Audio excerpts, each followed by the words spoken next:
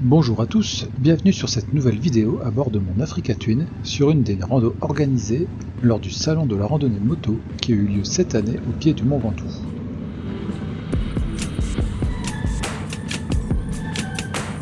Je ne peux pas vous partager directement cette trace qui est la propriété des organisateurs, mais voici le descriptif qui était affiché sur place, n'hésitez pas à mettre en pause pour le consulter.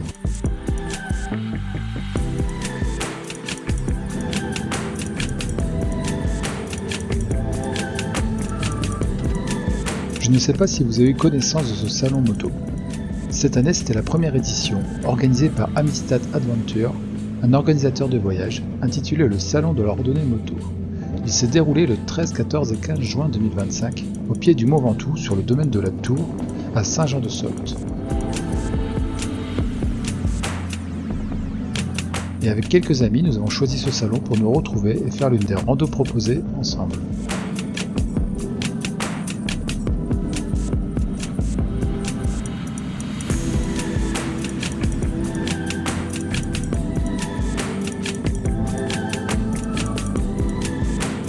L'organisation proposait plusieurs randonnées avec des destinations et des difficultés différentes. Nous avons choisi la rando numéro 2, une boucle d'environ 100 km pour niveau intermédiaire, prévue sur une matinée.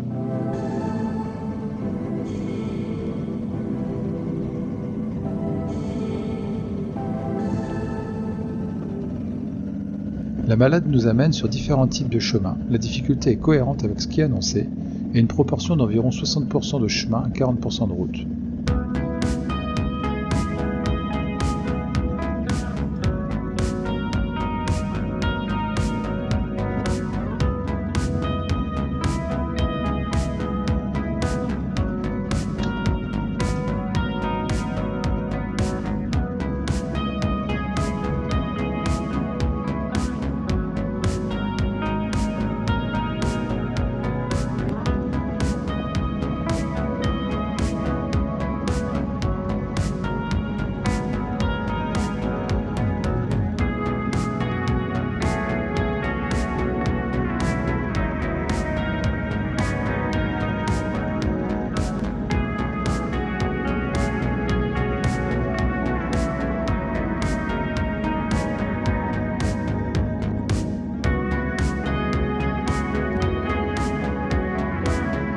Globalement, c'est une balade roulante avec quelques belles vues dégagées. La difficulté sera liée à la nature de certains chemins, avec pas mal de cailloux pas toujours très stables.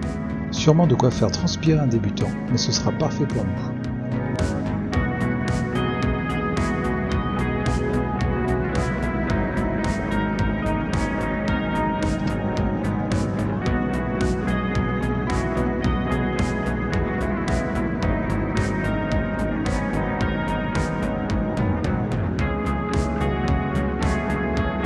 Une des vraies difficultés, ce sera surtout le manque de visibilité, avec la poussière levée par le groupe. Je suis resté à l'arrière et j'en ai mangé tout du long.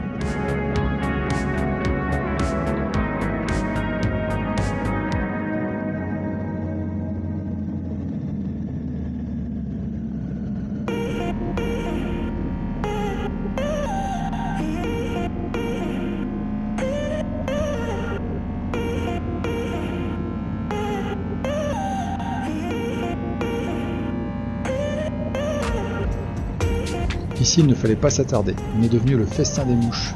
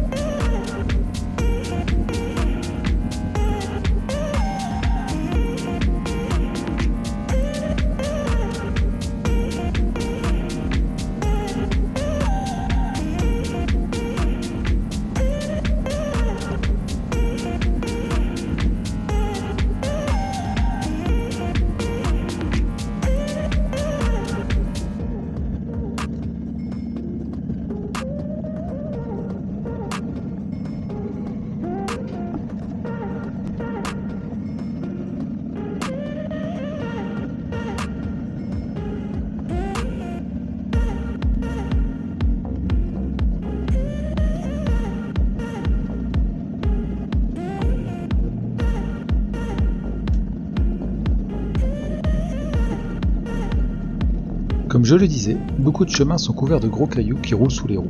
Avec le bon rythme, ça passe tout seul, mais trop lent, ça devient vite fatigant. J'évite d'ailleurs régulièrement Guillaume, qui est devant moi, et qui est le moins expérimenté du groupe, à essayer de mettre un peu plus de rythme pour moins lutter à garder sa trajectoire. Ce qui n'est pas toujours simple, quand le chemin est en plus sinueux et étroit.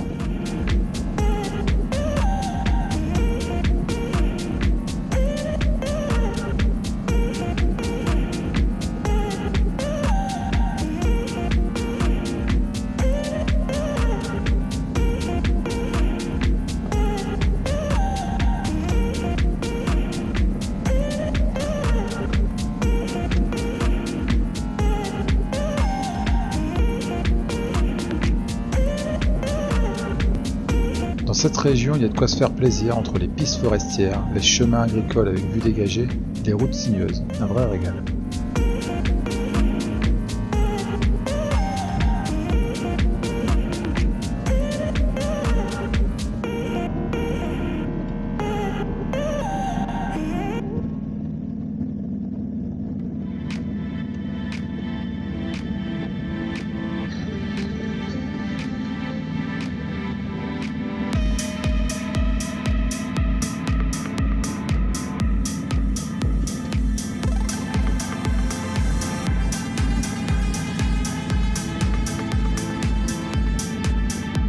Pour ce qui est des cailloux, il y en aura pour tous les goûts. Ici, une belle dalle de roche saupoudrée de cailloux, sympa pour tester sa motricité.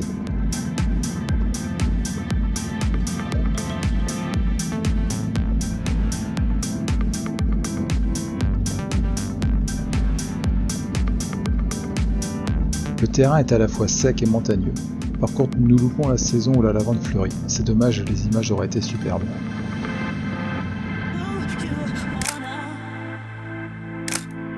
Voilà, je vous mets une petite photo du guide avec son AJP. C'est un chouette type qui roule aussi en Africa Twin.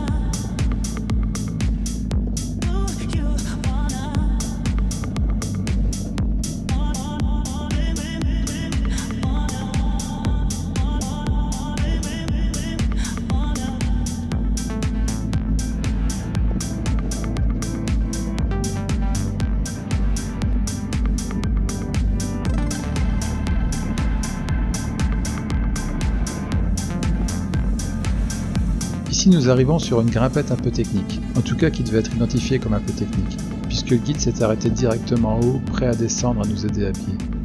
Mais c'était pas nécessaire, même si Guillaume a failli s'en coller une.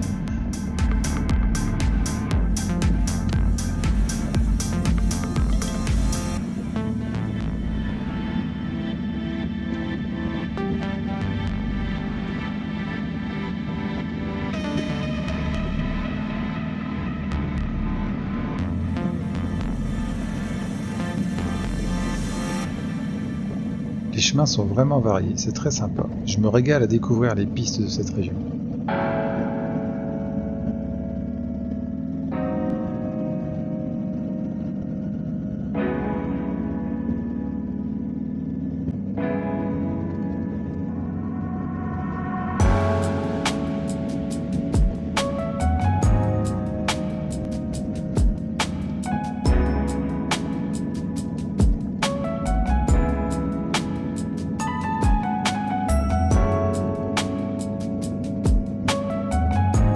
encore des champs de lavande de part et d'autre. Il faudra revenir à la bonne saison.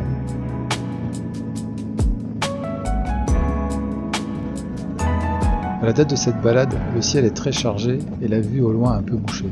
C'est à cause du grand incendie du Canada, dont les fumées sont parvenues jusqu'à l'Europe et obscurcirent le ciel d'ici. Hier nous étions au sommet du mont Ventoux avec Guillaume, et malgré des conditions météo idéales, la plaine semblait dans une brume et les sommets invisibles. C'était vraiment impressionnant.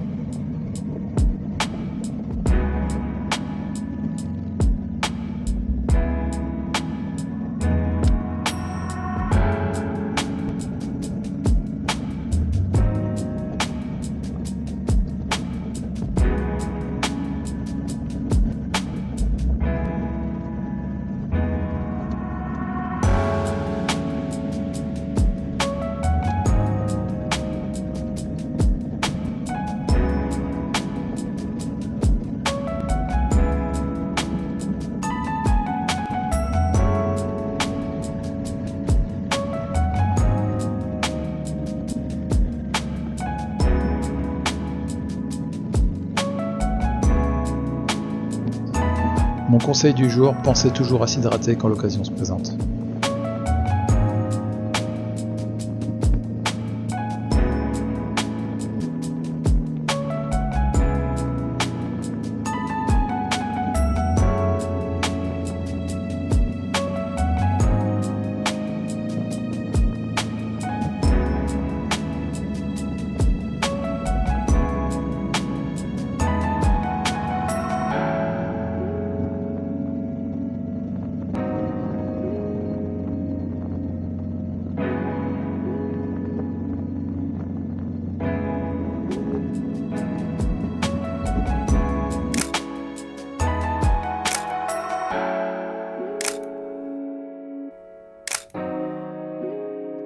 Le point culminant de la balade est cet observatoire, le Cosmodrome, et c'est aussi un point de départ de parapente.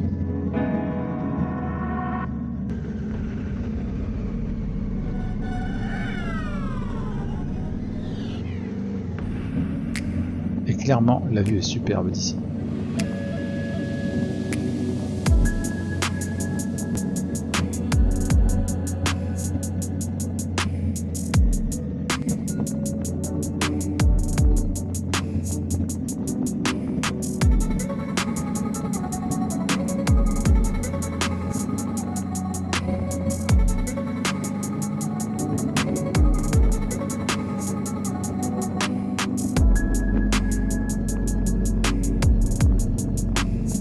Je ne suis toujours pas très à l'aise sur les routes sinueuses avec les Mitras Enduro Trail XT+, mais ça commence à venir. Heureusement que ça se compose pas le guidage qu'ils offrent dans les chemins, et surtout que ça s'arrange après quelques centaines de kilomètres et d'usure.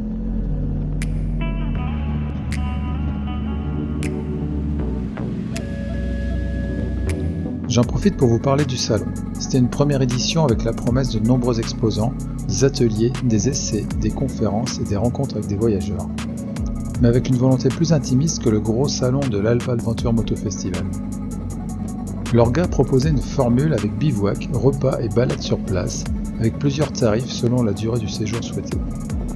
Nous avons choisi avec Guillaume la formule argent, qui inclut la balade, une nuit de bivouac, 2 repas, un petit déj et quelques goodies pour 210 €. Et sincèrement, j'ai trouvé cela très cher pour la prestation et la qualité du salon. Les repas par exemple étaient bons mais trop chers pour le format cantine plat unique que c'était, et les boissons et desserts n'étaient pas inclus. Globalement au niveau de la bouffe, j'ai eu l'impression de me faire primer tout le week-end. Concernant les stands, là aussi c'était très timide, tout juste une dizaine d'exposants, pas tous très bavards ni très intéressés.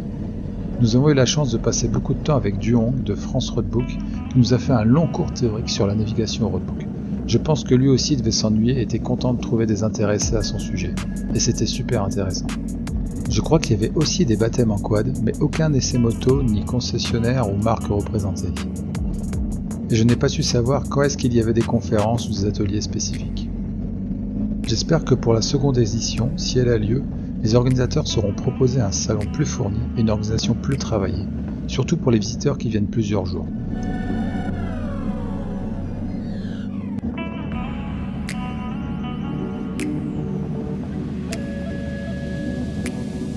Nous avons de la chance de pouvoir emprunter cette piste. Celle-ci est normalement fermée tout l'été pour limiter les risques incendies.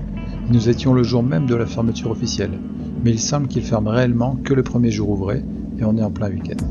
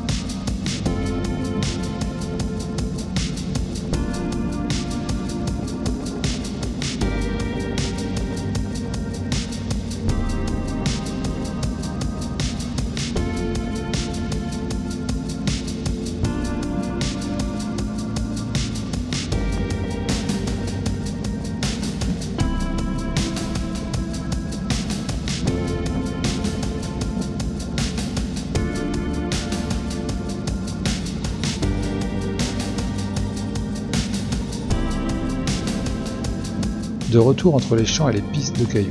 Ce n'est pas simple de bien choisir sa ligne et je préfère me faire fouetter par le buisson que les herbes hautes au centre qui peuvent être très piégeuses.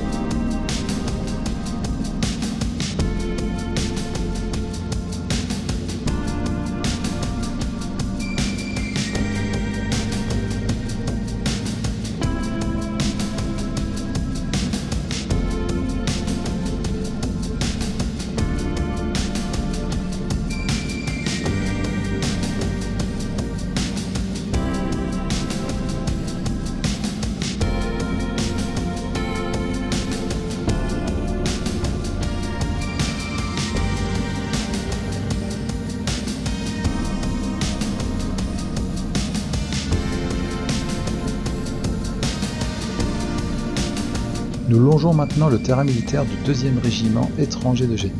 Là aussi il faut choisir sa ligne, entre la clôture d'un côté et la végétation de l'autre. Aucune visibilité avec la poussière, c'est rock'n'roll. Donc finalement je vais dans les herbes hautes, là j'en ai marre de me faire fouetter. Et je prends aussi de la distance pour y voir un peu mieux.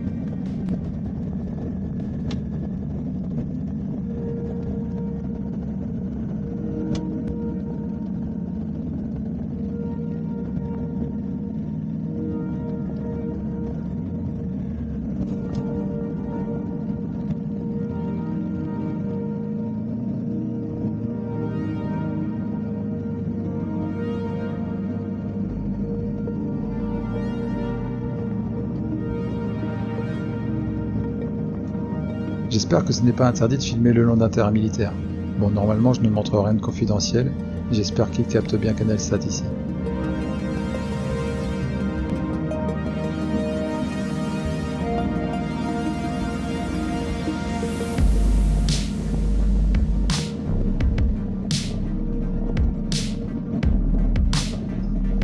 Au stade où j'en suis, un peu plus de poussière ça ne changera pas grand chose. D'ailleurs au retour, quand j'ai fait la révision de la moto, il y en avait un paquet sous le réservoir, ça a été un sacré boulot de tout nettoyer. Heureusement que mon mécano avait des stagiaires à faire bosser ce jour-là.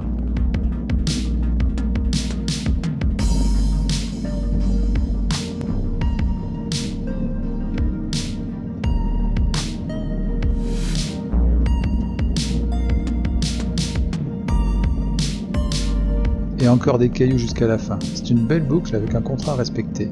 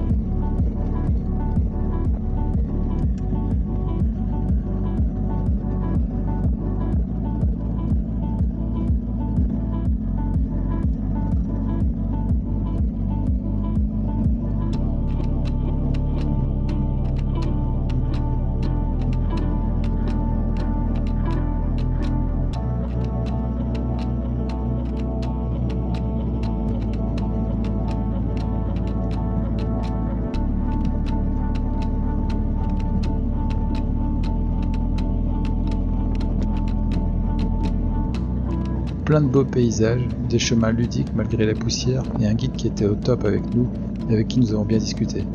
Heureusement que cette balade était inclue dans la prestation du salon, nous a permis de profiter de la région et de nous amuser sur une matinée.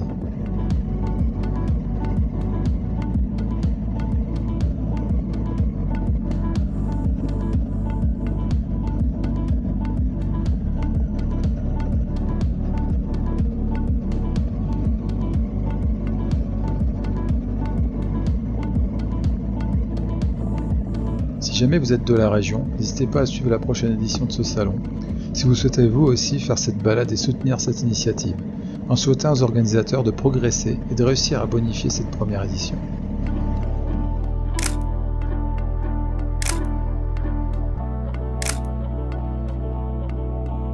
Merci d'avoir regardé jusqu'au bout. Si la vidéo vous a plu, n'hésitez pas à vous abonner. Et à bientôt pour la prochaine. D'ici là, roulez bien.